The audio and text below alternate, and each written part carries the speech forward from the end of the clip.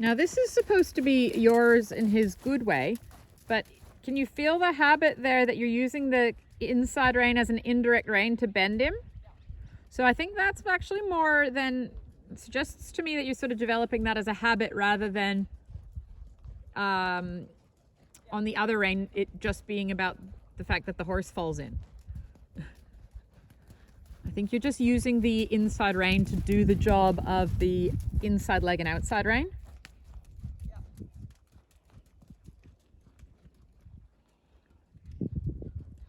Good.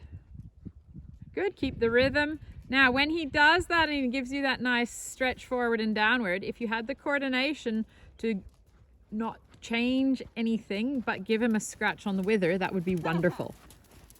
Yeah, usually with the inside rein, but doesn't matter too much which rein. Oh, slow down.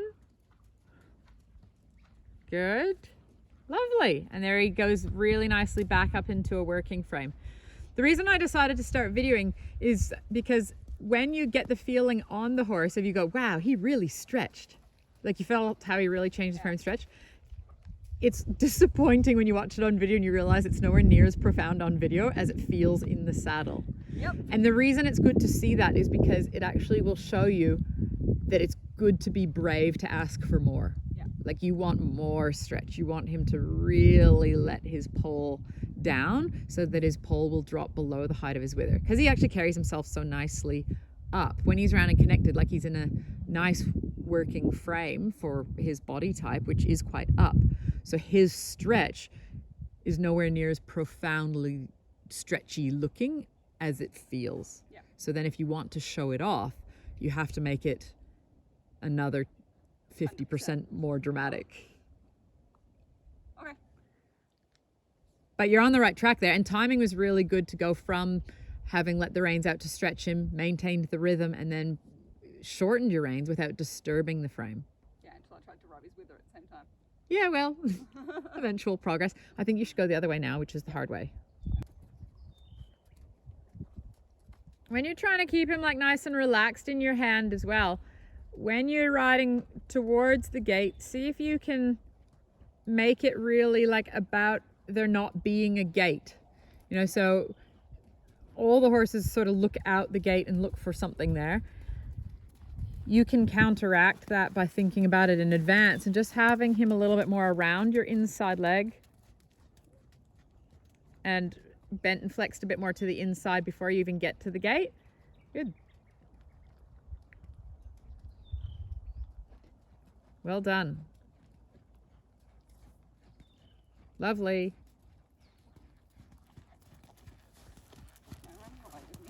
Good. Yeah, slow down. He gets a little bit quick there just about every time. Oh, yep. Bit quick, bit quick. Good, well managed. And like I wasn't even looking at the head or the connection then. I was just looking at what he was doing with his legs, and his legs started to get a bit zoomy, a bit sewing machine, and you just slowed down his legs. And sometimes like he may have gone a little bit higher, tighter, tense in the contact in that moment, but when you slow the legs down, the frame goes back to where you wanted it anyways. Just watch there, your body's just slightly getting into the shoulders forward, elbows back position. Not as horrendous as normal, but just creeping in there. Come on. You're ready to go again? You need to stop. Good, slow the legs. That's better.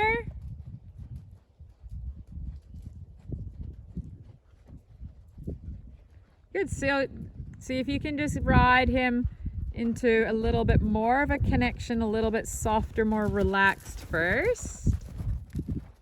Good, use a bit of bend to help you. Good, then soften the inside rein. Think flexion, bend, allow, flexion, bend, allow. Good, so you can keep your hands a little bit lower as you lengthen the reins. Good, widen them if you need to, if you feel like you lose control. Good, sit in the middle. You're sitting to the right. Falling in. Didn't we? We fell in.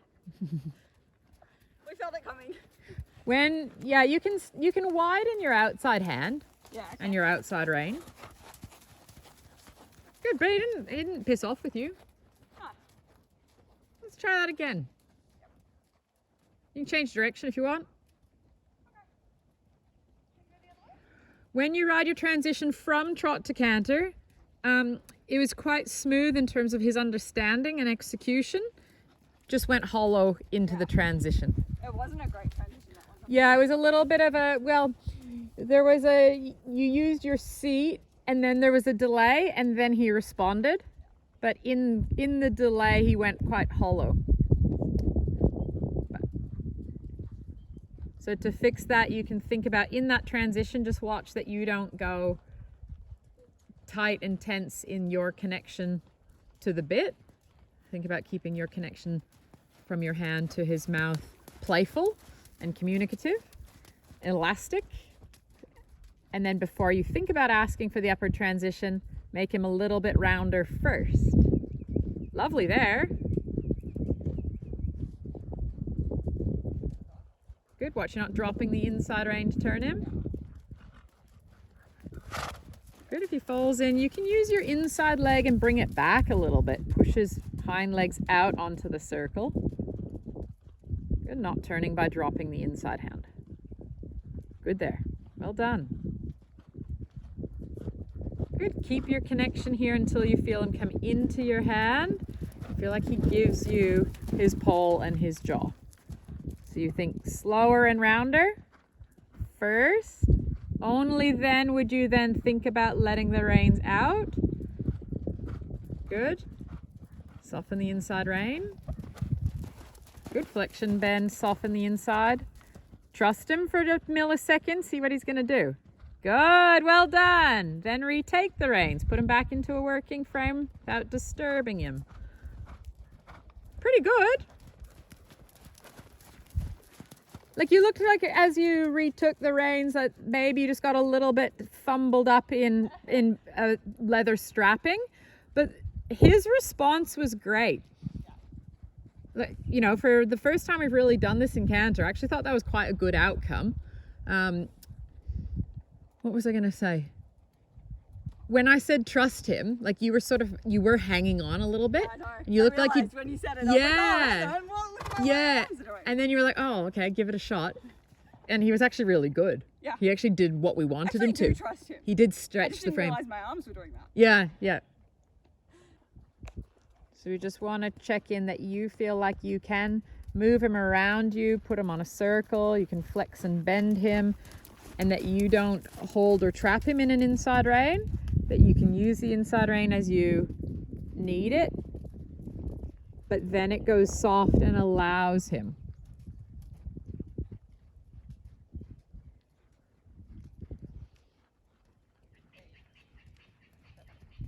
Yeah, I do think sometimes at least from the ground, it looks like your inside rein does a bit of the job of the outside rein.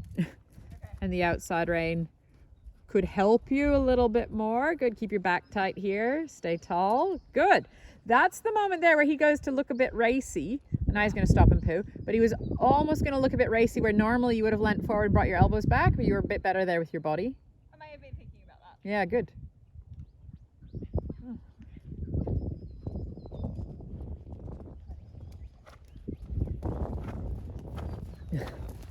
Oh, face defense. Good, try to turn so you don't face him to the gate. Yep.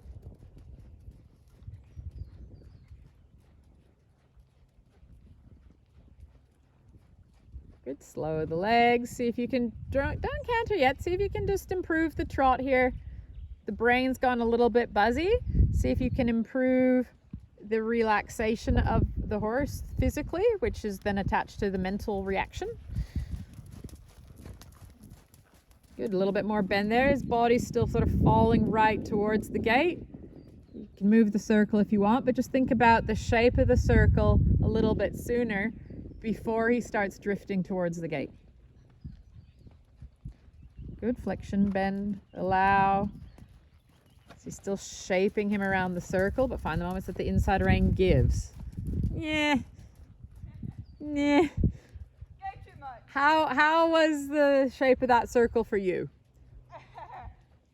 From my perspective, From my perspective, it was slightly interesting in its shape, but I think the camera zoomed in enough that you couldn't tell just quite how bad it was. This is better. Yep. Yeah, that was a bit more even. Good. Now he's looking a little bit more connected there too.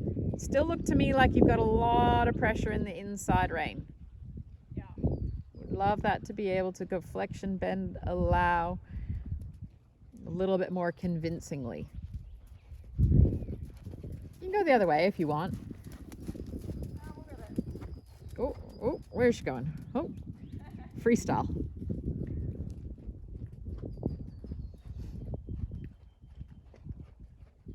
That looks better.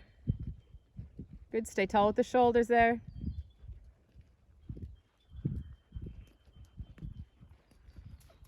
Yeah, remember the goal is for him to hold you, not for you to hold him. You just place him, show him where you want him to be, then allow, then place him again, show him where you want to be, then allow. Good with your upper body there. Yep, fighting the urge.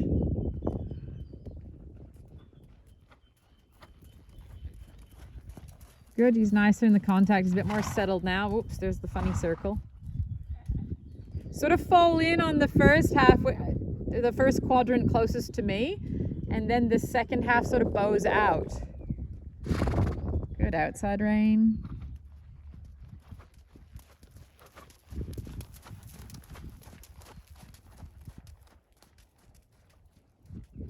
And remember, like when we're thinking about those circles of placing him exactly where you want him to go, that's because we also want to be able to do this circle in a long, low, stretchy trot. So you've got to be able to steer him exactly on the circle when you don't have short reins. Good, sit in the middle, put some weight into your left stirrup. Yep, better. All right. That's all right.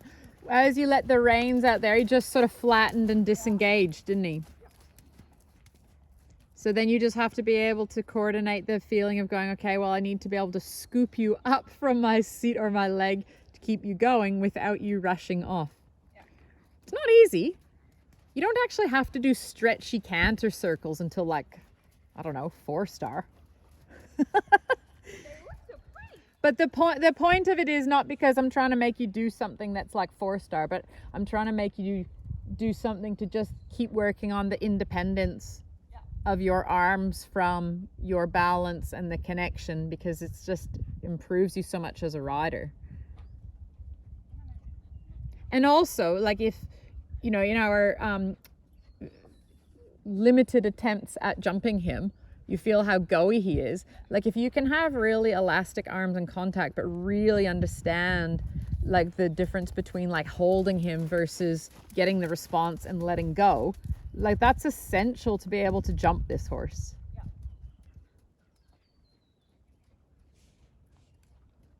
Good, better with the upper body again.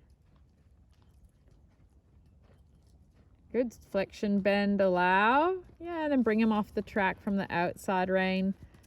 Flex him to the inside, then allow from the inside rein. If you're not sure if you've got it, just look down the inside rein. Yeah, you can keep your eyes moving. You can look around the circle, know where you're going, look for your next tangent point, and then flex him, look down, see if you can see the inside of the bridle. If you can, you go, yep, okay. He's flexed, so I better allow and let that hind leg to step through. Yeah, and he just looks that bit easier to ride this way. Every horse has a good way and a bad way. Our job is to make the bad way look like the good way.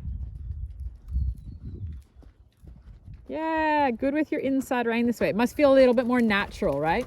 Yeah. To just be able to let him go. Yeah, and then he speeds up. So you're just going to slowly put him back together.